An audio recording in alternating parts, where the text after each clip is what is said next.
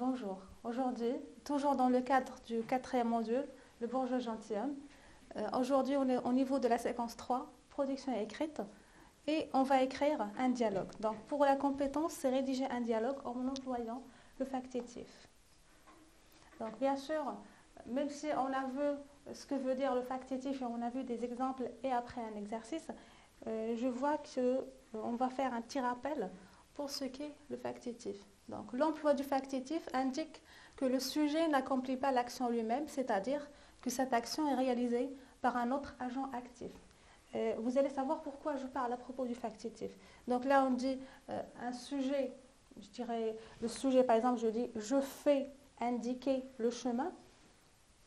Je fais, ce n'est pas vraiment moi qui indique le chemin, mais j'indique, je donne à une autre personne d'indiquer, je dirais, le chemin. Et donc sa valeur est de montrer que le sujet du verbe faire, même s'il est passif, est supérieur à celui qui exécute la tâche. C'est-à-dire celui qui va exécuter la tâche est inférieur à celui qui a donné à faire la tâche. Donc, ici un exemple. Donc, les clowns font rire les enfants.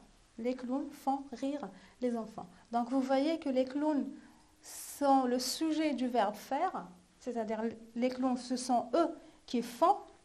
Et puis, rire, c'est un rapport avec les enfants. C'est-à-dire les enfants sont le sujet du verbe rire. D'une autre manière, ce sont les enfants qui rient. Et là, ce sont les clowns qui font. Et donc, dans ce cas, on va dire que les enfants, c'est le sujet du verbe rire, bien sûr, qui est à l'infinitif. Donc, un deuxième exemple. Les histoires tristes nous faisaient pleurer. Donc, vous voyez, ceux qui sont, je dirais, de la même couleur, c'est-à-dire là, les histoires tristes, c'est le sujet du verbe faisait. Et puis nous, c'est le sujet du verbe pleurer. Donc, pour vous dire que si vous trouvez du factitif, le verbe qui est à l'infinitif ne renvoie pas au sujet principal, je dirais, de la phrase. Donc, maintenant, on va passer au sujet qu'on va écrire.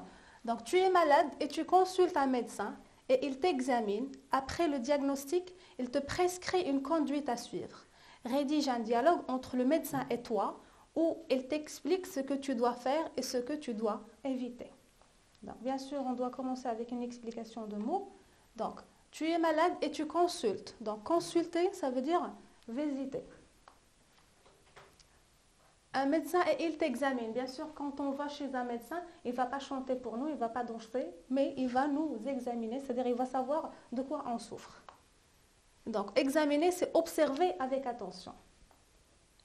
Et puis, diagnostic. Donc, il t'examine. Après le diagnostic, il te prescrit une conduite à suivre. Donc, diagnostiquer, ça veut dire déterminer une maladie après examen. C'est-à-dire, après qu'il va vous examiner, il vous dit de quoi vous souffrez. Donc là, on l'appelle un diagnostic.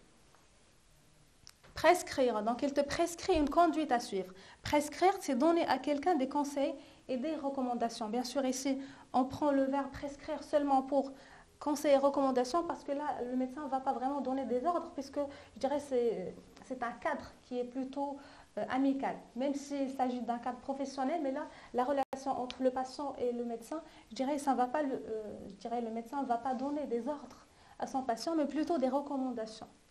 Donc, une conduite à suivre. Donc, une conduite, c'est un ensemble des recommandations et des interdictions. C'est-à-dire, il va nous donner des recommandations, c'est-à-dire, il vaut mieux faire ça, et puis des interdictions, c'est-à-dire, il ne faut pas faire quelque chose.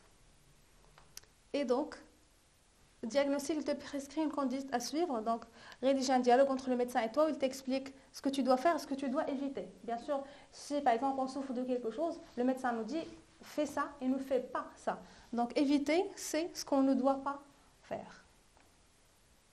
Donc, compréhension du sujet, on va se demander qu'est-ce qui est demandé, c'est-à-dire qu'est-ce qu'on doit faire. Donc, ce qui est demandé, c'est de rédiger un dialogue entre deux personnes, un médecin et toi. Bien sûr, toi, c'est le patient. Donc, critères de rédaction, on doit écrire un dialogue. Donc, il y a vraiment un échange de répliques entre le médecin et le patient. Des répliques et une tirade.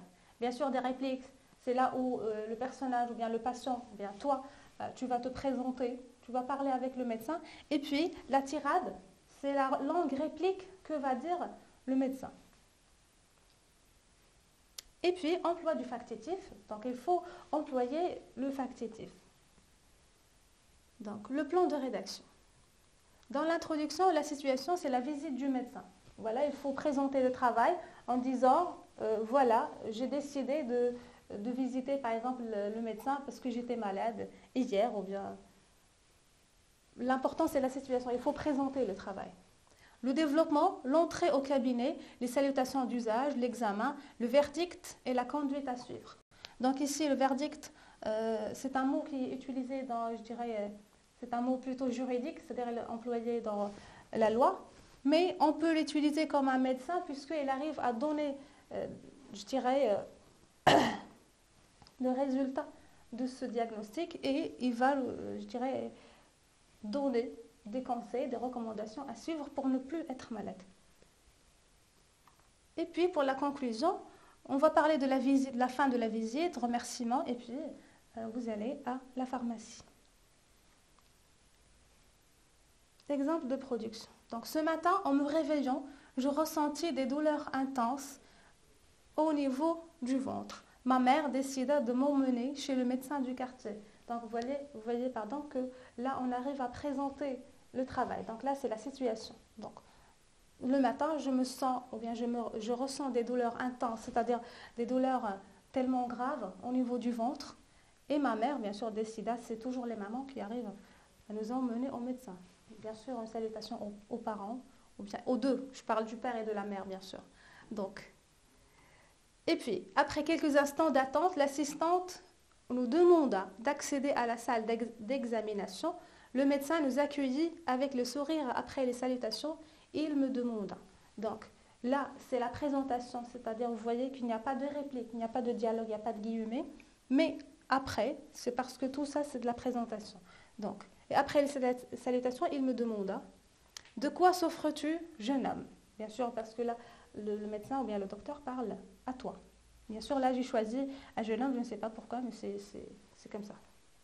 Donc, j'ai très mal au ventre et c'est depuis le matin. Donc là, vous voyez, il y a des répliques. Mais vous allez remarquer qu'il n'y aura pas de didascalie. Même si c'est un dialogue, mais on n'a pas vraiment demandé dans les critères de rédaction, on n'a pas demandé des didascalies. Donc, on va rédiger seulement des répliques, c'est-à-dire les paroles des personnages. J'ai très mal au ventre et ce depuis le matin. C'est-à-dire, depuis le matin, j'ai mal. Qu'est-ce que tu as pris hier soir? Bien sûr, là, c'est le médecin se rassure. Qu'est-ce que tu as pris? C'est-à-dire, pour voir qu'est-ce que ça va être le diagnostic. J'ai mangé une pizza. Donc, il me demande de m'allonger sur le lit et commença à m'examiner, d'abord avec ses mains, puis avec le stéthoscope. D'un air inquiet, je l'interroge. Donc, ici, de m'allonger, c'est-à-dire de me mettre sur le lit, et puis il commence à m'examiner. On a déjà expliqué. D'abord avec ses mains, puis avec le stéthoscope. Le stéthoscope, c'est ce que met, je dirais, le médecin autour du cou et avec lequel il arrive à examiner. Donc il met comme des écouteurs dans les oreilles et puis il arrive à nous examiner pour voir de quoi on souffre. Donc, d'un air inquiet, je l'interroge. Est-ce que c'est grave, docteur? Ne t'inquiète pas, c'est une simple intoxication due à la consommation d'aliments périmés dans la pizza. Donc ne t'inquiète pas, c'est une simple intoxication, c'est-à-dire c'est comme c'est du microbe à l'intérieur, je dirais, de tes viscères, si tu veux. Donc dû, c'est-à-dire à cause de la consommation d'aliments périmés. Donc là, tout le monde connaît qu'est-ce que périmé. C'est-à-dire ce sont des aliments, c'est de la nourriture qu'on a mangé et ça dépasse la date de consommation. Et que dois-je faire pour soulager mes souffrances et me débarrasser de cette intoxication? Bien sûr, là, on arrive à parler et à donner des répliques. Imaginez que ça va être le dialogue entre l'enfant ou bien le jeune homme avec le docteur. Donc là, puisqu'il a dit que c'est une intoxication, donc pour nous, si jamais on va entendre intoxication, on va avoir vraiment l'impression qu'on va mourir, soi-disant. Mais là, on se demande qu'est-ce qu'on doit faire pour soulager nos souffrances et puis pour nous débarrasser de cette intoxication. Donc, toi, tu ne vas rien faire. C'est ta mère qui doit te faire respecter les consignes. Donc là, vous voyez, tu ne vas rien faire, c'est ta mère qui doit te faire. Donc là, on a introduit ce qu'on appelle le factitif. Donc, qui doit te faire respecter les consignes. C'est-à-dire, c'est ta maman qui va t'amener, qui va t'obliger à respecter les recommandations du docteur. Donc, en s'adressant à ma mère, elle lui dit, faites-lui prendre une douche froide pour le régaillardir. Donc, faites-lui prendre une douche froide pour le régaillardir. Donc, régaillardir, ça veut dire pour se rafraîchir, si vous voulez, ou bien pour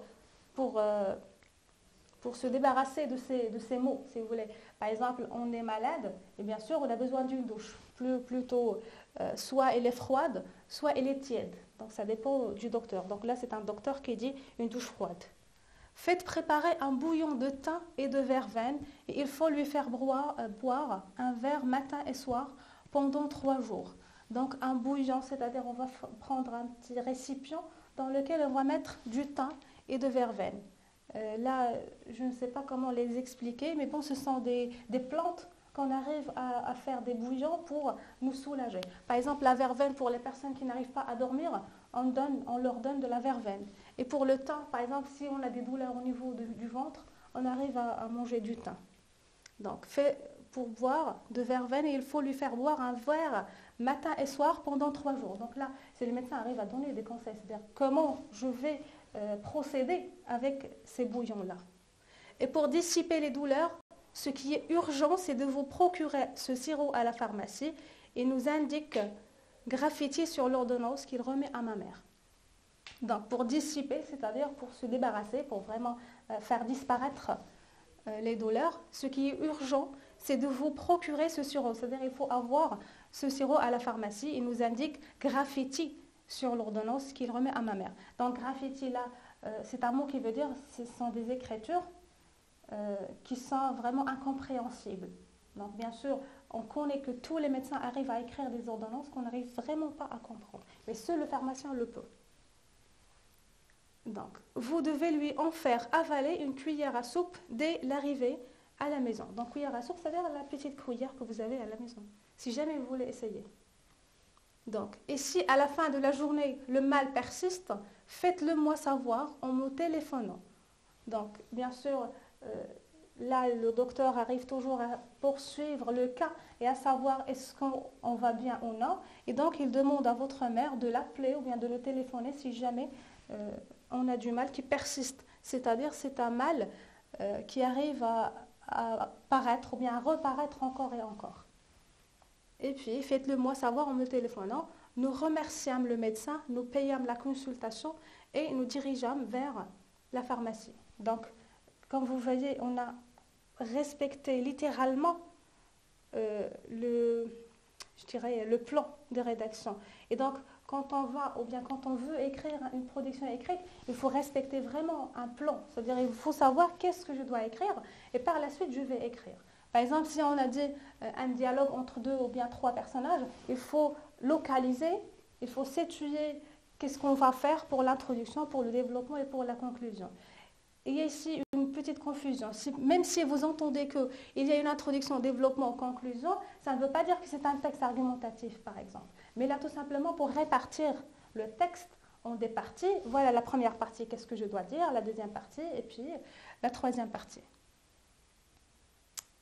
Donc, si je dis un plan, c'est-à-dire si je prends et je pose un plan, je dois le respecter tel qu'il est. C'est-à-dire, ça ne veut pas dire que j'ai un plan et je vais le dépasser. Non, soit je sois conforme à ce plan, soit je change ce plan. Sinon, ça ne va pas être une bonne production écrite. Et bien sûr, le plan, c'est toujours les premiers pas qu'on arrive à faire pour faire une bonne production écrite.